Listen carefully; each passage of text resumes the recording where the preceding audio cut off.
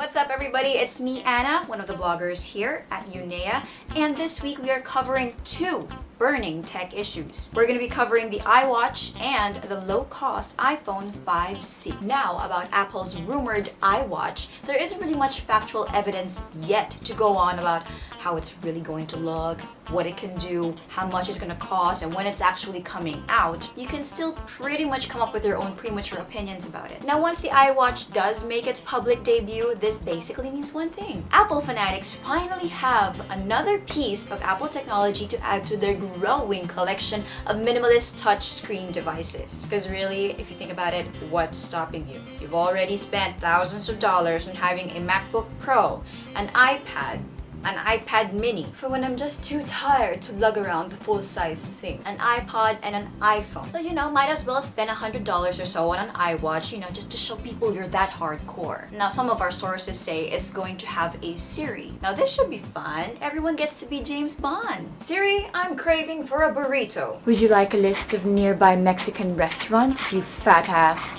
One of the questions I have on my mind about the iWatch is, how is wearing a tiny iOS device around your wrist going to be fashionable? I mean, with the rise of fashion blogging, everyone's habit of posting the outfit of the day, and just, the general public preference to have a, nice timepiece, it makes you wonder, how often will the actual owner of an iWatch wear it out? Okay, I'm starting to sound like a hater. Don't worry, I'm pretty sure the iWatch is going to be a load of convenience for a lot of people, especially those who really want to be hooked onto their devices. But if you think about it, won't it make us zombies? It's already tough enough to control your smartphone or your tablet addiction without notifications constantly being beamed to your wrist. So if people are going to be as addicted to their iWatch as they are addicted to their iPhones and their tablets, then how is that gonna look like if you're playing around with it in public? Get what I'm saying? Next, let's talk about the low-cost iPhone 5C, with the C standing for color. Now, there are pros and cons to Apple releasing something like this onto the market. On one hand, the iPhone experience is finally becoming available to the mid-range market. Although it won't be as high in technical specs and, it's not gonna have that solid metal feel the real iPhone has. Hey! It's still an iPhone! You can still play Candy Crush on it!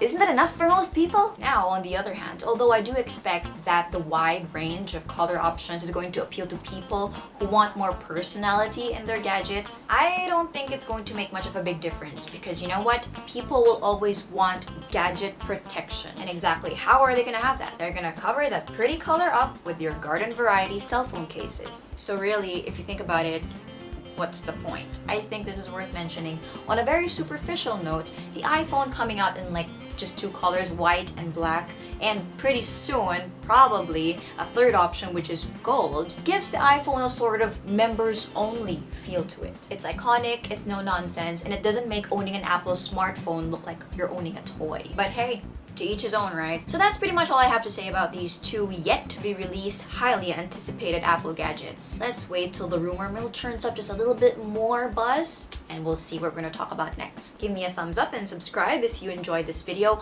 and let me know down in the comment section what you think about Apple's future iWatch and the iPhone 5C. Be sure to follow UNIEA on Twitter, Facebook, and don't forget to visit www.uniea.com for all of your gadget accessory needs. I'll see you guys next week. Goodbye.